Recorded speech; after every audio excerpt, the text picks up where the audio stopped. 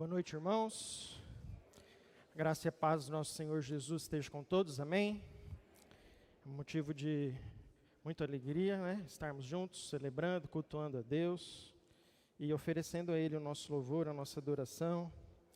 E o nosso pastor Silvio está de férias, merecidas férias, né? Está descansando, está cuidando ali do seu descanso, do seu repouso, cuidando de sua família.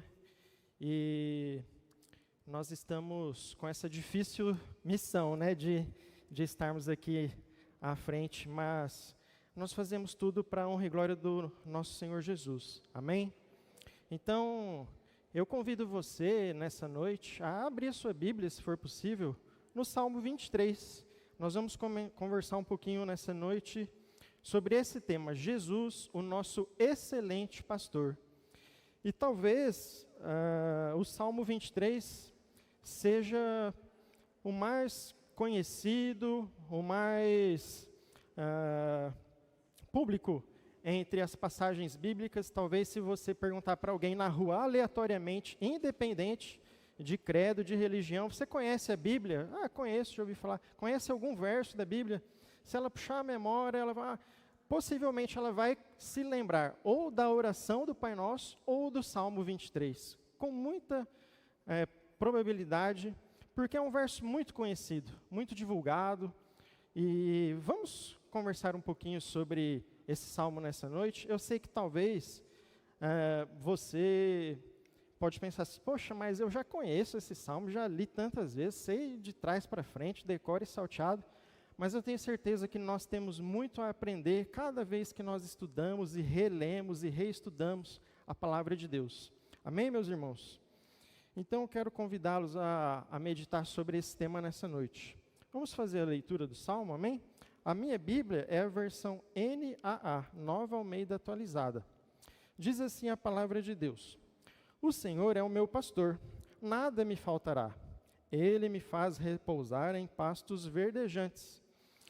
Guia-me mansamente a águas tranquilas, refrigera minha alma. Guia-me pelas veredas da justiça, por amor do seu nome. Ainda que eu andasse pelo vale da sombra da morte, não temeria mal algum, porque tu estás comigo, a tua vara e o teu cajado me consolam.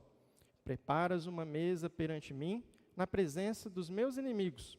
Unges a minha cabeça com óleo, o meu cálice transborda. Certamente que a bondade e a misericórdia me seguirão todos os dias da minha vida, e habitarei na casa do Senhor por longos dias. Amém? Soberano Deus, Pai amado, eu te peço agora que o Senhor venha falar conosco, Pai. Em nome de Jesus, que o Senhor possa abrir os olhos, as mentes, os corações, que nós possamos estar atentos à sua palavra e que seja o Senhor falando conosco, Pai. Eu te peço agora, fale conosco, esteja presente em nosso meio, em cada um que está aqui ouvindo, aqueles que estão ouvindo pela internet, pelo YouTube, os que vão ouvir em algum momento futuro. Abençoe, Pai, que seja uma palavra rica, que seja o Senhor falando conosco. Esse é o meu pedido agora em nome de Jesus. Amém, Pai. Amém. Então, meus irmãos, a título de introdução, né, o Salmo 23 foi um salmo escrito por Davi. Davi foi um rei, né, famoso, importante na história de Israel, mas ele também foi um pastor de ovelhas. Então, ele lidava com ovelhas, ovelha, o animal, o bichinho, ele tinha experiência com isso. Ele não falava de alguém que ouviu falar, que imaginava, ouviu dizer, não. Ele tinha na prática essa experiência de cuidar de ovelhas. Então, quando ele declara ao Senhor dessa forma, ele fala de uma experiência que ele viveu. Ele não fala de que é algo que ele imagina que possa ser. Então, ele tem propriedade e ele tem autoridade, o autor do Salmo, para se comparar a uma ovelha. E é interessante que Davi viveu e escreveu essa poesia aproximadamente 950, 1000 anos antes de Cristo.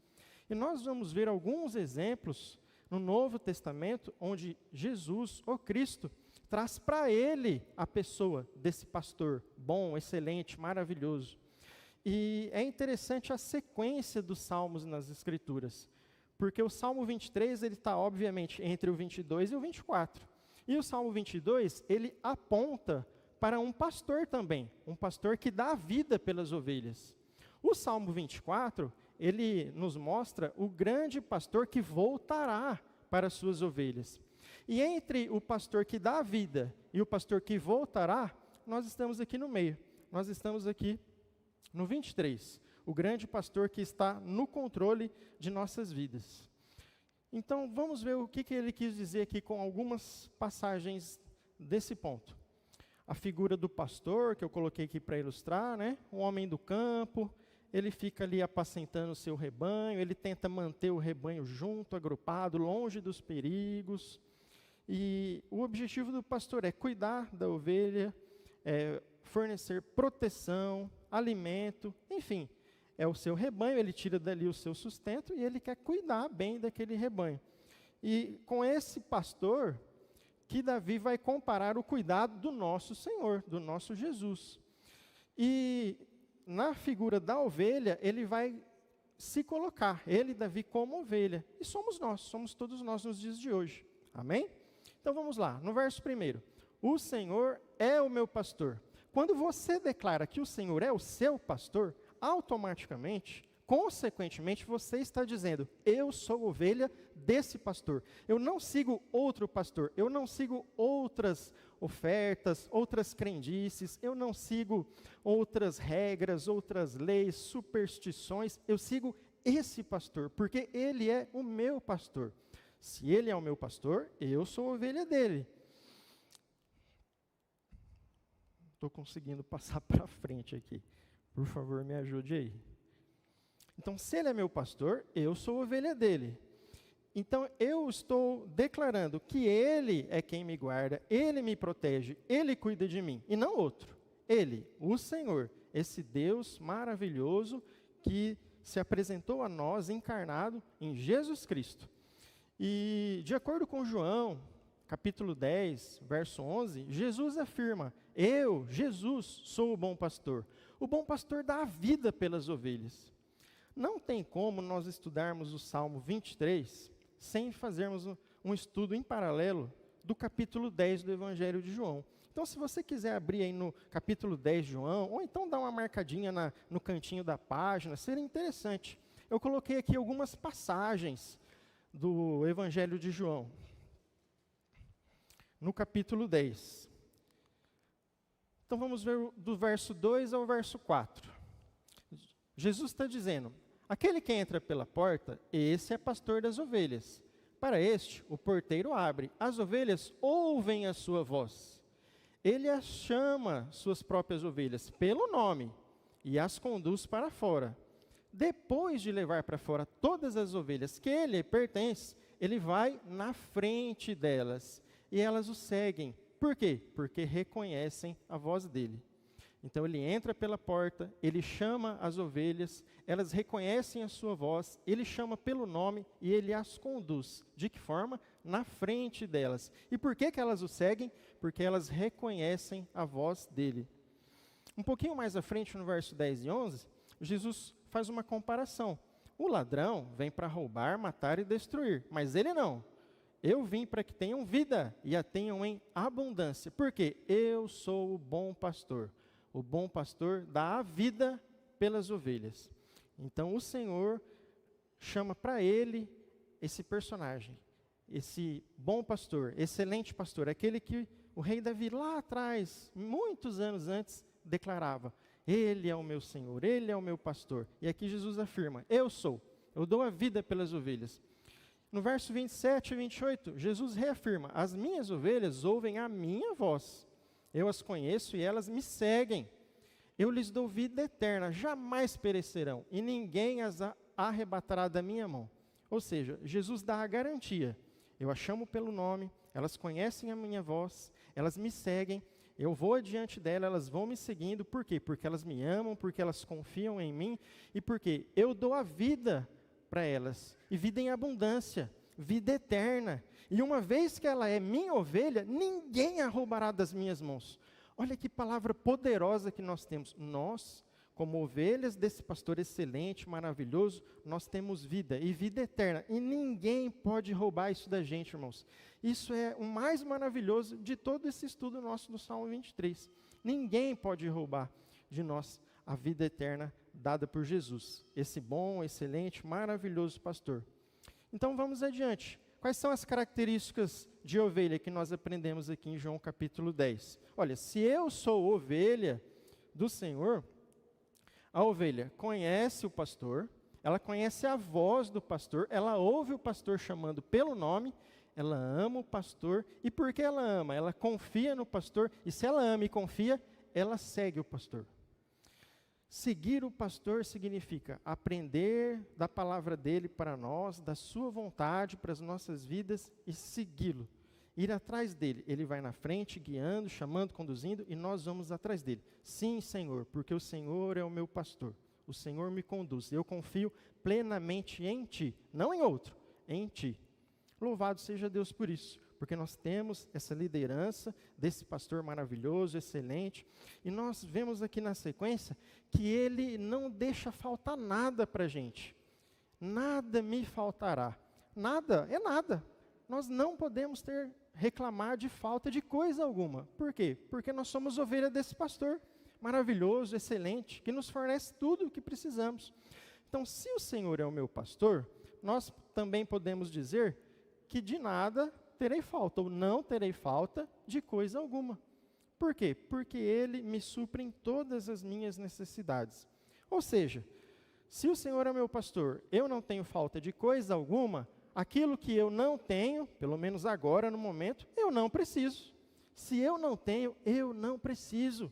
Não é bom para mim, pelo menos agora, nesse momento. Isso nos faz meditar em um dos principais problemas da sociedade e da humanidade nos dias de hoje, que é o quê? Insatisfação. A sociedade hoje não está satisfeita. Pode ganhar o melhor salário, pode ter o melhor carro, a melhor casa, o melhor de tudo, mas ainda falta algo. Ainda eu preciso de mais. Mas não nós, que somos ovelhas desse pastor, maravilhoso, excelente, não deixa faltar nada. Então nós afirmamos para ele, não tenho falta de coisa alguma. E nós lembramos da passagem de Mateus 6,33, quando Jesus diz, busque em primeiro lugar o reino de Deus, em primeiro lugar a sua justiça, e todas estas coisas lhe serão acrescentadas. E o que são essas coisas ali, naquele contexto? Eles estavam falando sobre ter alimento, proteção, vestuário, ou seja, irmãos, o básico para a nossa existência, o básico, o Senhor vai nos suprir, de alguma forma Ele vai nos suprir. Por quê? Porque nós somos ovelha dEle. Ele nos ama, e porque nós somos ovelha dele, nós podemos confiar, esse meu pastor não vai deixar faltar nada. Se nós não acreditarmos nisso, nós não podemos declamar esse salmo, orar, falar isso para Deus. Se nós dizemos isso para Deus, Senhor, o Senhor é o meu pastor e nada me faltará, nós temos que acreditar, e nada me faltará, o Senhor me supre em todas as necessidades. O que eu não tenho agora no momento, eu não preciso, e acabou. Isso nos traz tranquilidade, confiança, paz. Mas vamos adiante, no verso 2. Deitar-me faz em verdes pastos. Deitar em verdes pastos, o que será que significa assim para a gente hoje, né? Qual é o paralelo com as ovelhas? Então, não é muito da nossa região aqui, né? Brasil, São Paulo, interior de São Paulo, ver criação de ovelha, cabra, não é comum aqui para a gente. A gente tem o quê? A gente tem boi, vaca, cavalo, mas ovelha não é muito comum. Mas parece, pelo pouco que eu ouvi dizer, que eu pesquisei, que as ovelhas, os carneiros, enfim, esses animais, enquanto tem uma graminha ali disponível, ele está comendo, mastigando, ele não para. Ele está lá, mordendo, mastigando, comendo, mordendo, mastigando. Quando ele para de morder, de mastigar, ou é porque acabou o capim, ou é porque ele está cheio, satisfeito. Então, olha só, o salmista Davi, ele diz assim, que esse nosso pastor, ele é tão maravilhoso, ele é tão bom para nós, que no meio de um pasto vertejante, tem muito capim, tem muito alimento disponível, a ovelha, ela descansa, ela não está afoita para sair comendo. Por quê? Porque ela está plenamente satisfeita. Ela está satisfeita. Por quê? Porque o pastor fornece a ela tudo o que ela precisa. De nada ela tem falta. Lembra do verso 1? Então, a ovelha só para descansar quando está plenamente satisfeito. E esse nosso pastor é tão excelente que nós podemos deitar, descansar, estamos satisfeitos nele. Ele não nos deixa faltar nada. E ele guia guia-me mansamente a águas tranquilas. Então, qual é a forma, qual é a maneira com que esse pastor guia as suas ovelhas? É de uma forma brusca, truculenta, dando bronca, brigando? Não. É de uma forma mansa, tranquila, suave, chamando pelo nome. Então, o modo como ele nos guia é um modo suave, é um modo que nos traz conforto, nos traz paz. Ele vai na frente, mostrando o caminho, chamando, orientando. Ele não vai atrás do rebanho, batendo, dando bronca, dando chicotada. Não, ele vai na frente, chamando, filho, é por aqui. Filho, não é por aí não, é por aqui. Ah, pai, obrigado, é por aqui. Essa é a forma com que o nosso Senhor, esse pastor maravilhoso e excelente, nos guia. E para onde que ele nos guia? Qual é o destino? Águas tranquilas. Lá nas colinas, nos montes onde Davi habitava, certamente que havia alguns riachos, fontes de água que ele podia fornecer ali para as suas ovelhas, mas também provavelmente existiam lugares que eram perigosos para ele levar o rebanho. Às vezes tinha água que podia ser muito profunda, ou corredeira muito forte, ou ter uma queda d'água, uma cachoeira ali na frente. Então, olha só, o pastor ele tinha que conhecer os locais que tinha água disponível para levar as suas ovelhas para o que fosse seguro, para o que fosse calmo, tranquilo, para a ovelha poder ir tranquila, em paz, descansar, tomar a sua aguinha ali sem correr perigo. Então são águas de descanso, não são águas turbulentas, águas que eu fico com medo de beber dessa água, não, porque é água tranquila, é água que traz paz. E é interessante porque o próprio Cristo depois afirma que eu sou a água viva. Então nós temos a melhor água nele, a água viva, a vida eterna. Então o destino desse rebanho, que Davi está fazendo a comparação, é um lugar esperado, tranquilo, cheio de satisfação. E assim para nós humanos também, porque nós sabemos que Ele está nos conduzindo de uma forma mansa, calma, suave, para um lugar de plena satisfação, de paz eterna. Ele está nos conduzindo para um local onde as nossas almas alcançarão descanso eterno, glória eterna de Deus. Que bom é poder descansar nesse Senhor, nesse pastor maravilhoso, porque eu sei que Ele está me conduzindo de uma forma suave, e o local para onde Ele está me conduzindo é melhor ainda, é a própria glória de Deus, onde nós teremos paz eterna para as nossas almas, longe das doenças, das tribulações, dos problemas, das aflições, gozaremos da paz eterna em Cristo Jesus, nosso Senhor. Louvado seja Deus por isso. Mas vamos adiante. O verso 3 diz que Ele refrigera a minha alma. Olha, refrigerar, para nós hoje, né, no século 21, provavelmente é colocar num lugar que tem algo gelado ali para conservar fresco, congelar, né, não estragar. Na época lá de Davi, né, de que maneira será que ele queria dizer refrigerar a alma? Muito provavelmente ele estava se referindo a refrescar mesmo a sua alma, a dar paz, descanso, tirar talvez uma aflição, uma angústia, uma preocupação. Então nós concluímos que as ovelhas, depois de ter o alimento, depois de ter a água, ela tem agora descanso. E uma vez que ela já comeu, já bebeu e ela está descansando, ela está com a força física renovada. Assim também conosco. Nós temos a nossa alma aliviada, temos a nossa alma restaurada. E Jesus, ele reafirmou isso lá no Evangelho de Mateus, no capítulo 11, a partir do verso 28. É o convite de Jesus, quando ele chama, venham a mim. Venham a mim quem? Os que estão cansados, os que estão sobrecarregados, os fracos, os oprimidos, e eu lhes darei descanso. Tomem sobre vocês o meu jugo. Aprendam de mim, pois sou manso e humilde de coração. E aí o que ele fala? Vocês encontrarão o quê? Descanso para as suas almas. Olha que interessante. Davi lá, quase 1000 anos antes, falava, refrigera a minha alma. Jesus agora fala o quê? Venham a mim que eu vou fazer o quê com as suas almas? Descanso para as suas almas. Porque o meu jugo é suave e o meu fardo é leve. Então esse nosso pastor, ele é o melhor dos pastores, o mais excelente, porque ele nos fornece alimento, proteção, água, descanso, e ele ainda alivia as nossas almas. Que pastor maravilhoso que nós temos. Seguindo adiante, nós vimos que ele nos guia por veredas da justiça. Veredas da justiça. E para você entender essa parte desse verso, você precisa saber o que significa a palavra veredas. O que significa veredas? Não dá para entender. Então, não é uma palavra muito comum no nosso dia a dia aqui, né?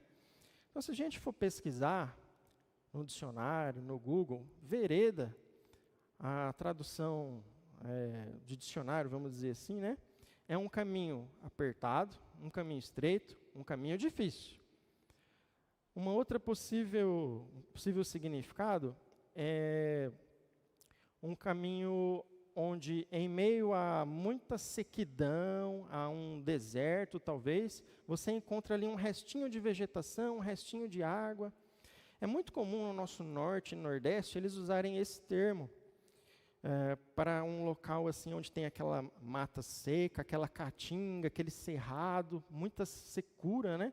E aí tem um pedacinho ali onde tem um pouquinho de água, um gramadinho mais verde em volta. É como se fosse um oásis, vamos dizer assim, ali no nosso norte e nordeste.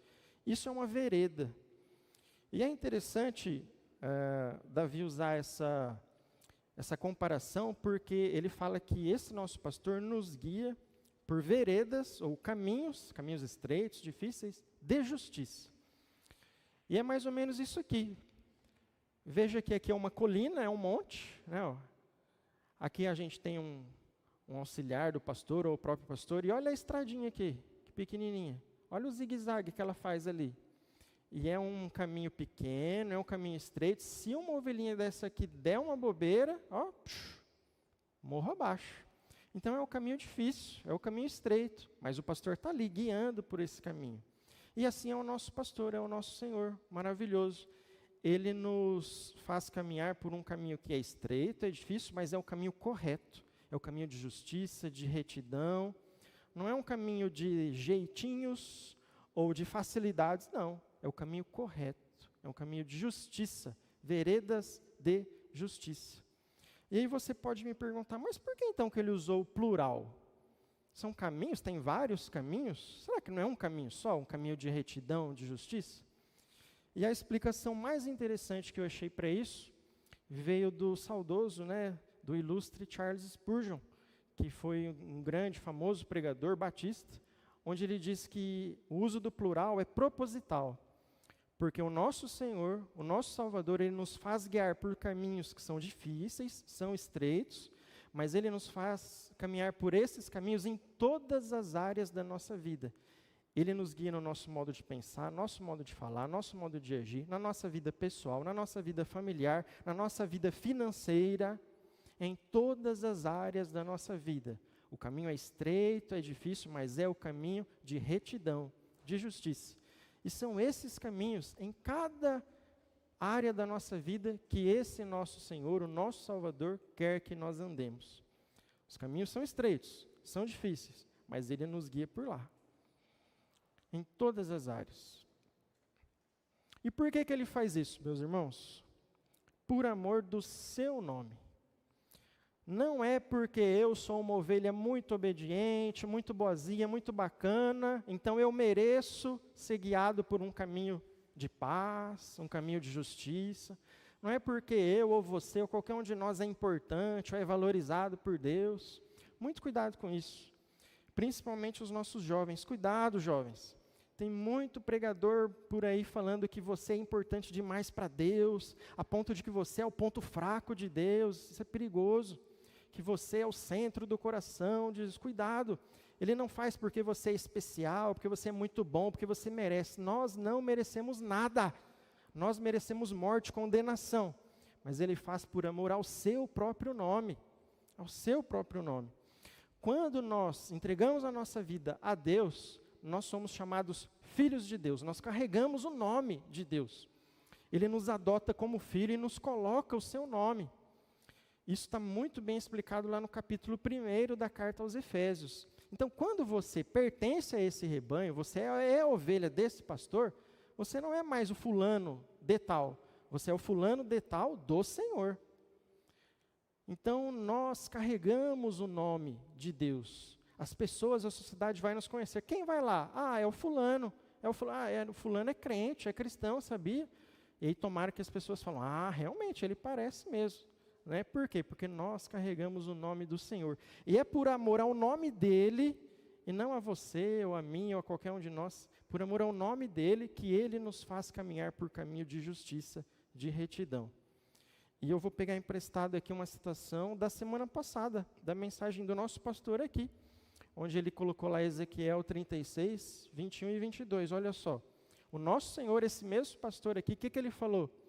Mas eu trarei de proteger o meu santo nome, que a casa de Israel profanou entre as nações. Portanto, diga à casa de Israel, assim diz o Senhor, não é por causa de vocês, não, que eu faço isso, mas pelo meu santo nome. Então o Senhor, por zelo, por amor ao seu próprio nome, por zelo, por amor à sua palavra que não pode falhar, não pode mentir, ele nos faz andar, nos guia por caminhos de justiça e de retidão. Isso tem que ficar muito bem compreendido nas nossas mentes. Senão, nós achamos que nós fazemos por merecer alguma coisa. E nós não fazemos por merecer. Ele que nos faz trilhar esse caminho de retidão e de justiça. Por quê? Porque ele tem o maior zelo pelo seu nome. Louvado seja Deus por isso. Mas vamos adiante. O verso 4 diz assim, ainda que eu andasse pelo vale da sombra da morte, não temeria mal algum, porque tu estás comigo. A tua vara e o teu cajado me consolam. E aqui nós temos, talvez, uma das maiores dificuldades em estudarmos esse salmo. E eu já vou te explicar por quê.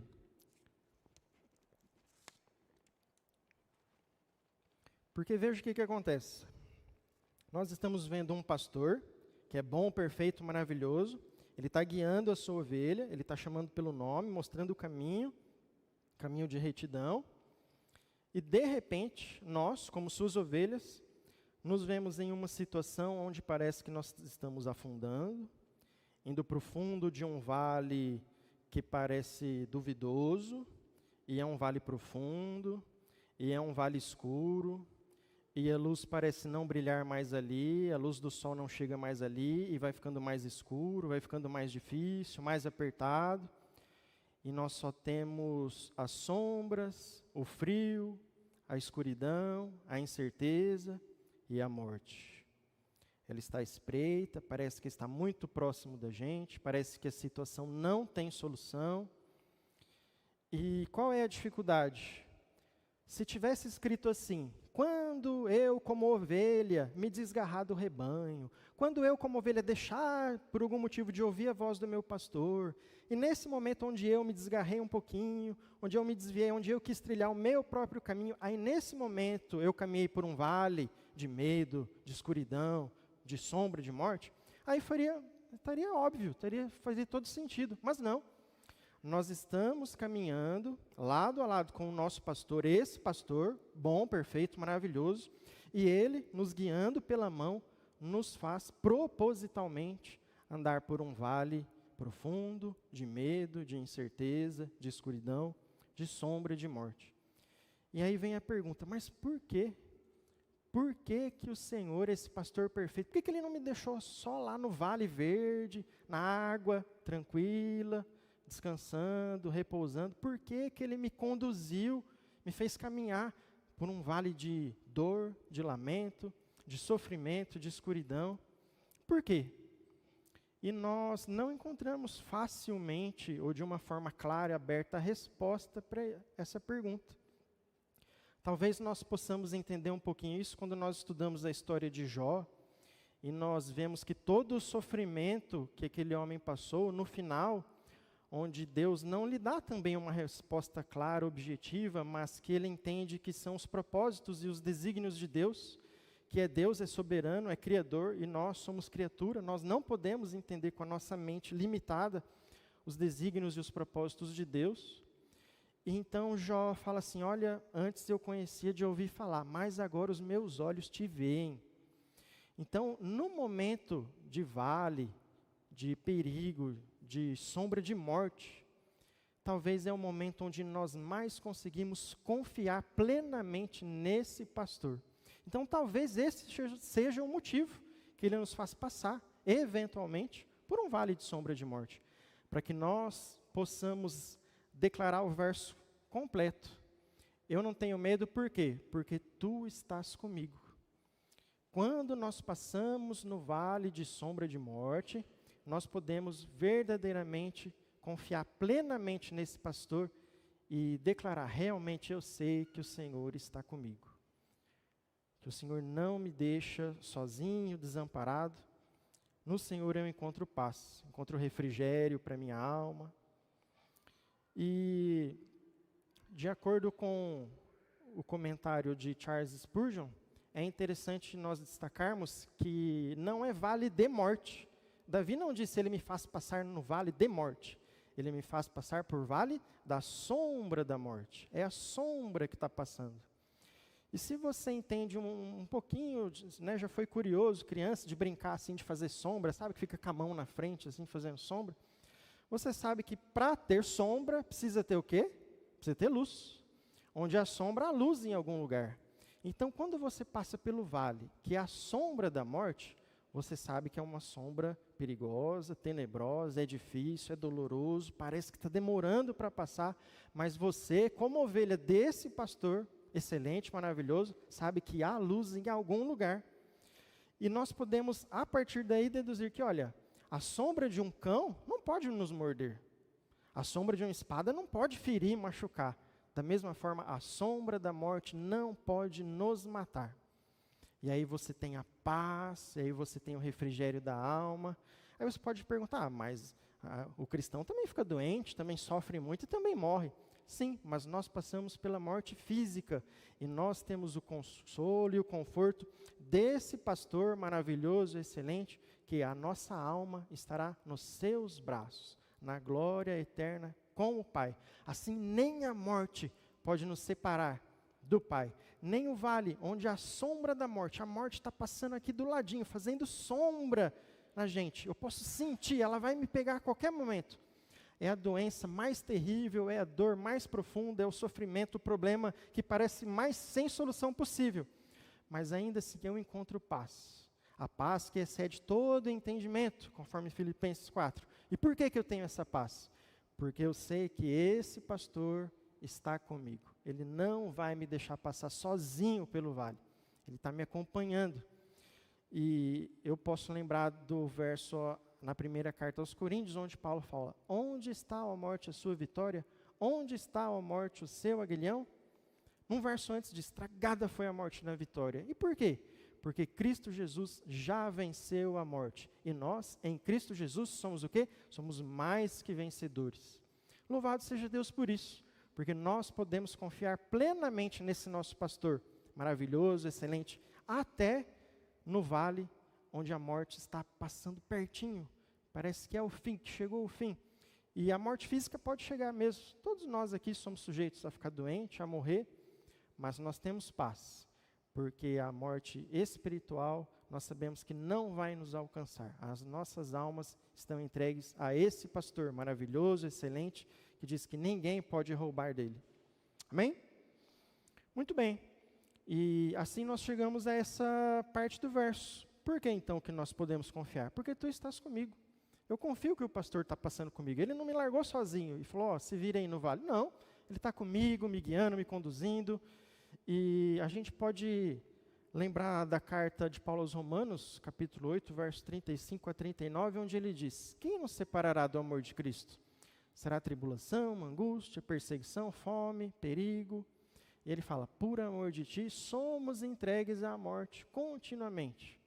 Mas ele faz uma ressalva, em todas essas coisas, porém, somos mais que vencedores, por meio daquele que nos amou.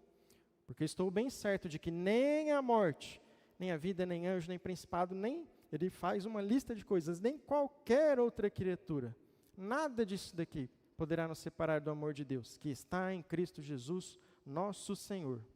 Então, no momento de luta, de dificuldade, de doença, a mais terrível possível, nós podemos confiar que não estamos sozinhos. Ele está conosco, Ele está nos conduzindo, Ele está cuidando de tudo. E talvez só assim nós podemos entender que Deus é soberano sobre todas as coisas. E talvez só entendendo isso que nós podemos de verdade orar, Pai, seja feita a Tua vontade. Porque fala, Pai, seja feita a tua vontade. Quando está tudo bem, quando está nos campos verdejantes, nas águas, aí é fácil, qualquer um consegue. Mas quando está no vale, quando está na luta, na dor, na doença, no sofrimento, só quem entendeu isso aqui, que tu estás comigo. E ele continua, a tua vara e o teu cajado me consolam. Ele está passando com você pelo vale de dor, de sofrimento, e ele está te consolando. Vara ou bordão, em algumas traduções, e cajado são instrumentos que o pastor, que é essa figura aqui, ó, ele usa ali no seu cotidiano para manejar as ovelhas, para espantar os inimigos, as feras, talvez, né, os predadores, e para conduzir as ovelhas, para chamar, né, para conduzir elas no caminho certo. E assim nós podemos fazer um paralelo para nós, hoje. Assim como o pastor de ovelha usa um cajado, uma vara, o Senhor Deus deixou a sua palavra, as santas escrituras, e deixou o Espírito Santo de Deus, que habita dentro de nós, dentro de mim e de você. E esses dois elementos, assim como os dois elementos do pastor do campo, eles nos consolam, eles nos guiam e eles nos trazem paz, mesmo no vale mais profundo de dor, de sofrimento, de sombra da morte. E esse verso é muito profundo, tem muita coisa que a gente poderia falar sobre ele. Eu vou deixar para os irmãos uma sugestão, uma recomendação. A nossa igreja tem um canal no YouTube, eu não sei se todos sabem. Então eu coloquei aqui rapidinho, como que você acessa ali a nossa igreja no YouTube? Ó, se você entrar no Google, coloca lá, Quinta Igreja Batista de Araçatuba. Aí vai aparecer aqui, ó, a fachada da igreja, o site, redes sociais, aí vai ter aqui, ó, YouTube, clica ali no YouTube. Aí você vai entrar nessa tela aqui, ó, Quinta Igreja Batista de Araçatuba, ó, tem vídeos, tem a lista dos vídeos aqui da semana passada. Você vai vir aqui nessa lupinha aqui, ó, você clica aqui e digita Vale da Sombra. Aí você vai achar essa mensagem aqui, ó, o que Deus me reafirmou no Vale da Sombra da Morte. Pastor Silvio, nosso pastor aqui, é lá de fevereiro de 2019. E eu recomendo que você procure e assista durante essa semana, que você vai ver que exemplo maravilhoso que o nosso pastor, que está aqui, ó, semana após semana com a gente, deu um testemunho dele, da vida dele, né, de sua esposa, sobre o momento em que ele passou nesse vale e o que ele pôde aprender com isso. Então, se você puder, assista, vai fazer bem para você. Amém? Vamos adiante, o verso 5. Agora, é interessante notar que parece que Davi, ele encerrou ali a sua metáfora, ali, usando a figura da ovelha, como um animalzinho, bichinho. Porque ele fala assim, preparas uma mesa perante mim, na presença dos meus inimigos, unges a minha cabeça com óleo e o meu cálice transborda. E por que eu digo isso? Porque ovelha, né, o bichinho, ele não senta em mesa, ele não usa cálice, ele não tem garra assim, né, para pegar uma taça. Então parece que ele não está mais usando a figura ali, né, da ovelha, mas sim dele mesmo, como pessoa. E ele está se preparando para concluir esse poema. Então ele diz assim, que o Senhor, esse pastor perfeito, maravilhoso, prepara para ele uma mesa na presença dos seus inimigos. Então, para a gente compreender esse verso, a gente precisa compreender e aceitar que nós temos inimigos. Nós temos inimigos, meus irmãos. Não adianta você falar assim, não, eu sou a melhor pessoa, eu sou honesto, eu sou amigável, eu não engano ninguém, eu trato bem o meu patrão, o meu empregado, o meu vizinho.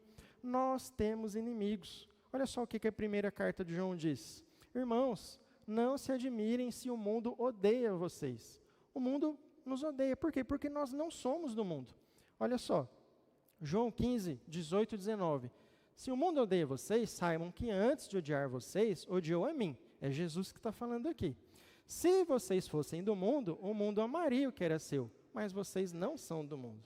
Pelo contrário, eu dele os escolhi. E por isso o mundo odeia vocês. O mundo, de forma geral, nos odeia. Por quê? Porque nós somos escolhidos, separados do mundo.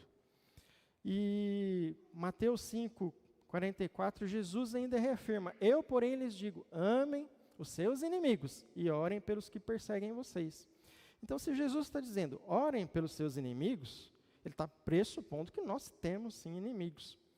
Então, se você se considera uma pessoa muito boa, amável, amigável, não tenho ninguém que... Eu tenho amizade com todo mundo, todo mundo me quer muito bem. Tudo bem, eu entendo que como pessoa você pode ser uma pessoa muito honesta, correta, bacana, amável, mas não é isso que é esperado de nós, de acordo com as Escrituras. É esperado que, de alguma forma, o mundo veja algo em nós que os incomode, que nos deteste, que nos odeie. Uma palavra forte, né? Odiar. Mas está na palavra de Deus e nós temos que acreditar, né? Nós, como escolhidos, como separados do mundo, o mundo nos odeia. Então, nós temos inimigo. E Davi está escrevendo aqui nesse poema do Salmo 23, que o Senhor, o pastor perfeito e maravilhoso, que não deixa faltar nada para ele, preparou para ele uma mesa na presença dos inimigos, só que parece que os inimigos eles não podem fazer nada contra ele, porque ele está numa mesa em um momento de alegria, de celebração. Olha, tem cabeça ungida com óleo, tem cálice transbordando, então tem comemoração. Parece que é uma cena de vitória de Davi, de quem é ovelha desse pastor, contra os seus inimigos. Inclusive o maior de nossos inimigos, o grande inimigo de nossas almas, que, segundo 1 Pedro 5,8, o diabo. O inimigo de vocês, o diabo, ele anda em derredor, como leão que ruge procurando alguém para devorar. Então, de acordo com a palavra, nós que somos ovelha desse pastor, que fazemos parte desse rebanho, nós temos um grande inimigo, o diabo, Satanás. Ele anda em nosso redor. Ele está tentando. Ele não está quietinho, mansinho, não. Ele está rugindo, bravo, feroz, igual um leão, vendo quem que ele pode pegar. Mas nós temos consolo no Salmo 34:7, que diz que o anjo do Senhor acampa-se onde? Ao redor daquele que o teme e os livra. Então, se nós temos ao nosso redor, ao nosso derredor, o maior dos inimigos, o diabo, nos cercando, tentando nos pegar, nós, que somos ovelha desse pastor, que fazemos parte desse rebanho, que tememos ao Senhor, nós, os que o temem, tem um anjo do Senhor acampado, livrando desse que é o maior inimigo. E assim o salmista diz, então na presença dos meus inimigos eu estou tranquilo, eu estou celebrando. Por quê? Porque eles não podem nada contra mim, porque eu sou ovelha desse pastor, esse pastor perfeito, excelente, maravilhoso. E ele completa, unges a minha cabeça com óleo. Para a gente entender um pouco melhor isso, é um pouco técnico assim, mas a gente tem que entender o contexto histórico em que Davi estava vivendo. Ele vivia no Antigo Testamento. E falar em unção com óleo no Antigo Testamento tinha um significado onde a pessoa que era ungida com óleo era alguém que era separada para Deus.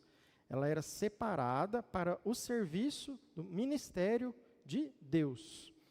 Então, ungido significa separado para Deus no Antigo Testamento. Mas nós já vivemos a era do Novo Testamento, então a gente tem que entender o que é unção para a gente agora. E a melhor explicação que eu achei foi a da primeira carta de João, no capítulo 2, no verso 20 e 27. João escreve assim, mas vocês, ele está falando para nós, vocês têm a unção que vem do santo, que vem de Deus, e todos têm conhecimento, todos sabem disso. Quanto a vocês, nós, a unção que receberam dele permanece em vocês. Como a unção dele os ensina a respeito de todas as coisas. É verdadeira, não é falsa, permaneçam nele, como também ensinou a vocês. Então nós temos uma unção que vem de Deus e permanece em nós, e ela nos ensina a respeito de todas as coisas. E se nós analisarmos as Escrituras, quem que nos ensina a respeito de todas as coisas? O Espírito Santo de Deus. Então o que é unção para nós hoje? Na época do Novo Testamento, o Espírito Santo de Deus, que vem habitar em nós, uma vez que nós abrimos a nossa vida, pertencemos a Cristo como nosso Salvador e declaramos, nós temos o Senhor como nosso Salvador. O sacrifício de Cristo está sobre nossas vidas. Então, pertence ao rebanho, pertence a esse grupo? Pertence. Recebeu o Espírito Santo? Recebeu a unção do Santo, a unção de Deus. E é isso que ele está dizendo. Na presença dos meus inimigos, eles não podem fazer nada contra mim. Por quê? Porque eu pertenço a esse rebanho. Eu sou ungido, eu sou separado para Deus. Eu tenho em mim o Espírito Santo de Deus, me conduzindo, me ensinando, me guiando. E assim somos nós, que fazemos parte desse rebanho. E louvado seja Deus por isso. O meu cálice transborda.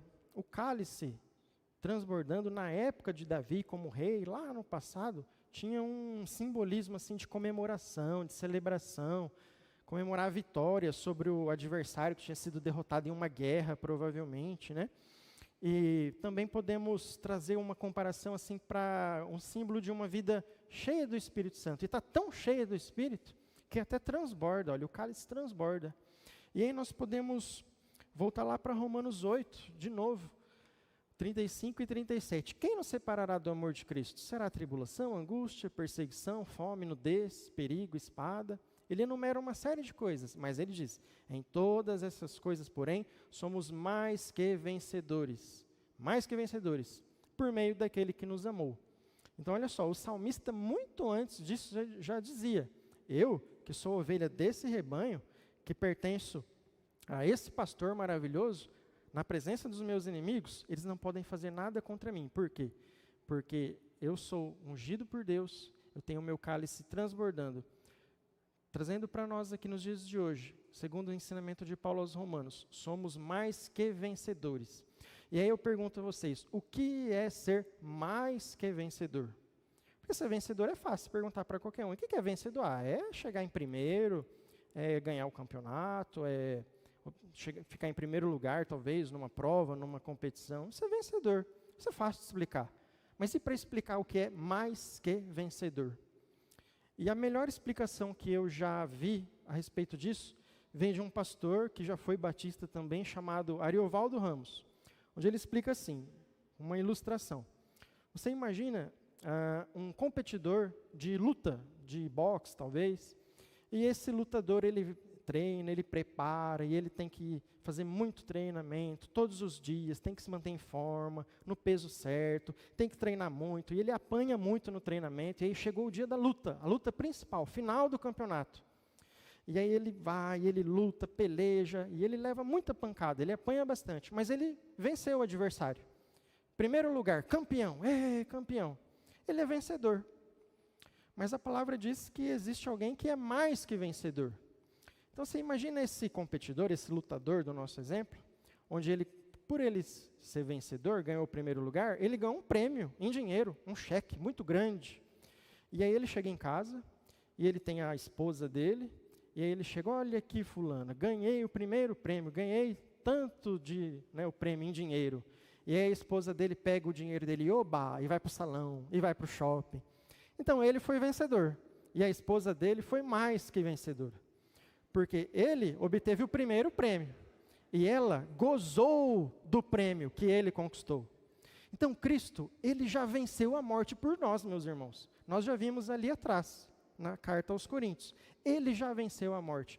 E por meio da vitória dele, nós somos mais que vencedores. Nós gozamos da vitória dele, que ele já alcançou, inclusive sobre a morte, que seria talvez o pior dos nossos destinos, falando em morte eterna, em condenação eterna. Mas Cristo Jesus já venceu a morte, ele já foi vencedor, e nós somos mais que vencedores. Nós gozamos do prêmio da vitória da morte de Cristo. Louvado seja Deus por isso. Louvado seja Deus porque Ele é esse pastor maravilhoso, excelente. Ele nos proporciona isso. E vamos para o último verso, verso 6. Certamente que a bondade e misericórdia me seguirão todos os dias da minha vida. O salmista Davi está dizendo aqui que todos os dias, não só alguns, por onde ele estiver, bondade e misericórdia estarão com ele. Ele está aqui, a bondade e a misericórdia está aqui. Ele vai para lá, a bondade e a misericórdia está lá. Ele está em outro lugar, a bondade e a misericórdia está lá. E assim nós, como ovelhas desse rebanho, desse pastor maravilhoso, a bondade e a misericórdia dele estão dia após dia conosco. Mas o que é bondade? O que é misericórdia que acompanha a vida do cristão? Então, a melhor explicação para isso, eu achei palavra do pastor Hernandes Dias Lopes. Um bom pastor, eu gosto muito de ouvir as mensagens dele. E ele explica assim que bondade é algo que eu não merecia, mas Deus me dá, mesmo assim, sem eu merecer. E misericórdia é aquilo que eu merecia de fato, mas Deus me livra, tira de mim. Deus não me dá. Então, bondade eu não mereço, mas Deus me dá, porque Ele é bom, Ele é generoso. Então, por exemplo, eu não mereço ser salvo por mim, por minhas obras, porque eu sou pecador, eu sou falho, por minha natureza humana, falha, pecadora, o que eu mereço? Morte. O salário do pecado é a morte, e todos pecaram. Mas o Senhor, por sua bondade, Ele me deu o sacrifício de Cristo vivo na cruz. Então, eu não merecia, mas Ele me deu. E o que eu merecia? Eu merecia morte, merecia condenação, merecia inferno, sofrimento eterno, mas Deus, por sua misericórdia, Ele me livrou. Eu merecia ir para o inferno, porque eu sou falho, pecador, mas Ele me livrou, e foi de graça. Então, bondade, algo que Deus me dá sem eu merecer, e misericórdia, o que Ele me livra do castigo que eu merecia, isso junto é graça de Deus. Não tem outra explicação para o que é graça de Deus. É a sua bondade e a sua misericórdia. E bondade e misericórdia seguirão aqueles que são ovelhas desse Senhor todos os dias da sua vida. Todos os dias. Nós podemos descansar, podemos ter paz na nossa alma. Por quê? Porque a bondade e a misericórdia do Senhor está conosco dia após dia. Não fosse isso, meus irmãos, não teríamos paz. Estaríamos dia após dia angustiados. O que será? Será que quando eu morrer, o que vai acontecer? Ficaríamos aflitos, agoniados. Mas não, nós temos paz. Porque bondade e misericórdia seguirão todos os dias. E aí ele conclui: habitarei na casa do Senhor por longos dias. Essa é a conclusão de Davi para todo o Salmo. E a conclusão que ele chega é a mais maravilhosa possível. Por quê? Porque o Senhor, o nosso Deus, o pastor perfeito, o pastor excelente, Ele já nos alimentou em verdes pastos, Ele já deu águas tranquilas para nós, Ele já refrigerou a nossa alma, Ele já guiou pelo caminho da justiça, aquele caminho reto, aquele caminho estreito, difícil, Ele já fortaleceu dos grandes perigos, inclusive a morte, derrotou e livrou dos nossos inimigos, inclusive o maior dos nossos inimigos, o inimigo de nossas almas. Então, qual a conclusão que eu posso chegar disso tudo? Eu quero estar com esse Senhor por todos os meus dias. Eu quero estar com Ele eternamente. Eu não quero sair da casa dEle. Eu não quero sair debaixo do cuidado desse pastor. Eu não quero ir para outro rebanho. Não, quero ficar nesse rebanho. É o melhor rebanho. Habitarei na casa do Senhor por longos dias. Em algumas traduções pode estar eternamente, né? E a conclusão: habitarei, farei morada. Eu quero estar ali, vivendo ali, comendo ali, daquele Senhor. E por quanto tempo? Eternamente. Eternamente. Assim, nós concluímos o nosso estudo, né? A nossa exposição desse salmo que é tão conhecido, né? Mas tão maravilhoso, que nós podemos aprender tantas coisas, né? Com a figura comparativa assim, de um pastor de ovelhas lá no campo, com o nosso Senhor, o nosso Salvador. E que bom que nós podemos aprender juntos com esse salmo, que bom que nós podemos ter essas palavras, né, de cuidado, de amparo, de consolo. E nós já vamos caminhar para o final do nosso culto. Eu só vou colocar de novo o primeiro slide que eu coloquei aqui no começo. Por quê, meus irmãos? Porque só tem tudo isso que eu comentei aqui quem é a ovelha desse rebanho, quem é a ovelha de verdade.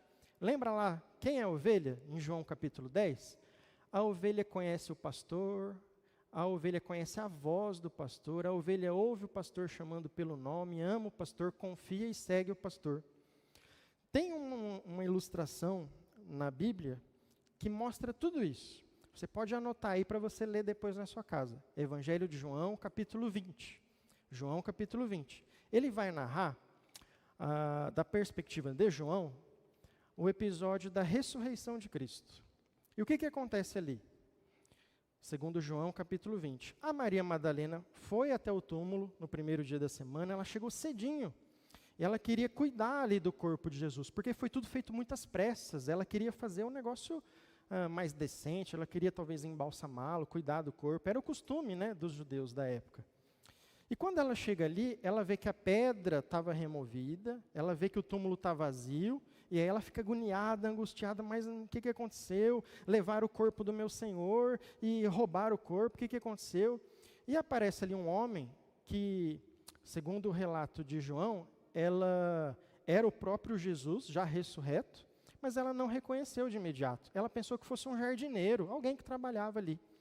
E ela fala, olha, você que trabalha aqui, você viu, levaram o corpo do meu Senhor, se você sabe, se você viu, me fala. E ela está angustiada, e ela está para lá e para cá. E quando aquele homem, que é o Senhor, que é o Cristo, chama ela pelo nome, ele fala, Maria. Nesse momento, parece que abre os olhos dela e ela reconhece que é Jesus. E aí ela fala, mestre. Não teve nada de diferente, ele não chamou ela por um apelido que talvez poucos conhecessem, ele chamou no nome dela. Então a reação mais natural, talvez quando ele fala Maria, ela fala, mas o Senhor, você me conhece? De onde que nós nos conhecemos? Não, alguma coisa ali no jeito dele falar, do jeito que ele chamou ela, Maria, fez com que ela reconhecesse, é o Mestre, é o Cristo, ressuscitou, está vivo. E aí ele fala para ela, olha, eu vou para junto do meu Pai, eu já ressuscitei e anuncie, fale aos outros. E ela é a primeira comissionada para o Evangelho. Então, olha que interessante. A Maria, ela conhecia a voz do pastor. Ela conhecia o pastor, conhecia a voz dele, já tinha estado com ele, sabia quem era. Aí ela ouviu o pastor chamando pelo nome, Maria. E porque ela amava aquele pastor, porque ela confiava naquele pastor, ela passou a segui-lo. Ele falou, vai e anuncia que eu ressuscitei. E ela faz isso. Ela passa a seguir os ensinamentos dele. Olha que coisa fantástica. Assim tem que acontecer conosco, meus irmãos. Nós que já passamos por toda essa etapa, nós já ouvimos falar desse pastor, nós já conhecemos a voz dele, ouvimos ele chamando pelo nosso nome, cada um de nós individualmente. Nós amamos esse pastor, confiamos nele, a gente fala, a gente ama, a gente confia, então a gente tem que seguir esse pastor. Não tem outro caminho para trilhar, não tem outro ensinamento, o caminho está aqui. Nas Santas Escrituras, na revelação que Ele já deixou e na orientação que Ele nos dá dia a dia através do Espírito Santo, habitando já em nós. Louvado seja Deus por isso, amém? Talvez aqui no nosso meio, não sei, não conheço todo mundo, ou talvez alguém que está nos assistindo em casa, ainda não faz parte desse rebanho, não sei. Talvez tenha alguém aqui que já ouviu falar, já até sabe quem é, já ouviu falar de Jesus, mas ainda não ouviu ele chamando pelo nome. Não tomou essa atitude de amar, de confiar e de passar a seguir esse pastor. Então, nesse momento, eu queria tirar um minutinho para a gente fazer uma oração. Talvez alguém que possa estar nesse momento querendo declarar, Senhor, eu quero fazer parte desse rebanho, eu quero ser ovelha desse pastor. Esse é o momento que nós temos a oportunidade de fazermos isso. Amém, meus irmãos? Então vamos orar. Curve sua cabeça por um minuto. Santo Deus, Pai eterno, em nome de Cristo Jesus, nós buscamos a Tua face, Pai, mais uma vez nessa noite. Nós sabemos que o Senhor está contigo, que o Senhor falou em nossos corações, e nesse momento em especial, Pai, eu quero pedir por aqueles que talvez estejam nos ouvindo aqui presencialmente, ou talvez pela gravação do vídeo, em algum momento futuro, eu não sei, Pai, mas o Senhor sabe. Talvez haja alguém que ainda não tomou essa decisão de declarar, de abrir o seu coração, a sua vida e falar, eu quero fazer parte desse rebanho, Pai. E nesse momento nós queremos oferecer a oportunidade. Pai, escuta o clamor, escuta o coração e a mente sinceras que em algum lugar estejam declarando, eu quero fazer parte desse rebanho, eu quero ter esse pastor guiando a minha vida, Pai. Eu te peço, Deus, em nome de Jesus, esteja ali onde estiver, fazendo morada, habitando naquele coração, naquela vida, e que eles possam testificar e declarar que o Senhor verdadeiramente entrou na vida deles e transformou, e curou, restaurou, e que fez uma nova criatura, uma nova vida, uma ovelha do seu rebanho, Pai. Essa é a minha oração nesse momento e eu te peço, certo que o Senhor é soberano sobre cada um de nós, sobre as nossas vidas, e eu te peço, Pai, que o Senhor continue trabalhando em cada um de nós, No nome de Jesus eu te peço e desde já te agradeço, Pai, para a honra e glória do teu santo nome. Amém. Amém, Senhor. Amém, meus irmãos. Eu agradeço pela oportunidade de estar aqui nessa noite. Eu agradeço pela paciência e pela atenção dos irmãos. E nós estamos encerrando o nosso culto. Eu espero que você tenha uma ótima semana e que você se lembre que esse pastor maravilhoso está com você no decorrer dessa semana, te guiando, te conduzindo. Ofereça esse pastor para alguém, fale dele, talvez um amigo, um vizinho, um parente, um colega de trabalho, eu não sei. Mas ofereça, fale dele, entregue um folheto, mostre o link do YouTube aí para ele, não sei. De alguma forma, faça como a Maria ali no capítulo 20 de João. Siga o caminho que ele deixou e proclame, anuncie o Evangelho. Amém?